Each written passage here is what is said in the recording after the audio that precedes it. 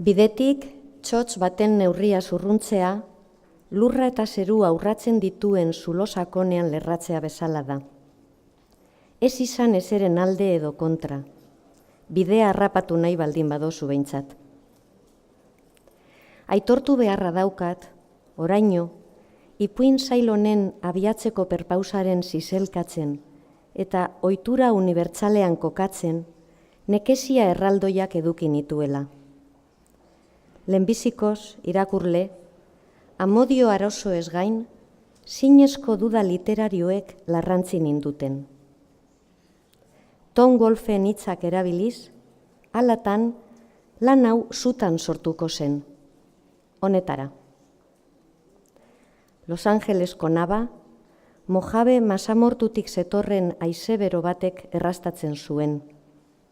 1962ko agorrilaren 5 ura egun bihurtu aitzin, Brentwoodeko Marilyn Monroeren etxea gerizatzen zuten eukaliptus gorakoien puntak inarrosiz.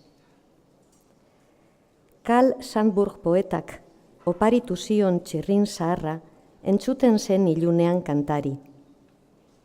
Bestelako erotzak, arraroagoak, eraman zituen haizeak, gauaren hegaletan.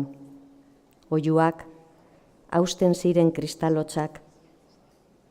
Auzoek, histeriaz, jo emazte garrasiari baten horroak errepikatu zituzten. Hiltzaileak, hiltzaile alaenak, zoriontsu zarete hor, hilik datzalako. Tentzioz bete sarrera eredu hau ere, gustukoa nuen, noski.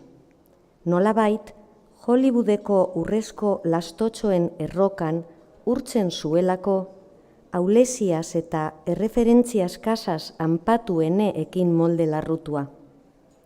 Banuen zerbaiten premia, ala jainkoa.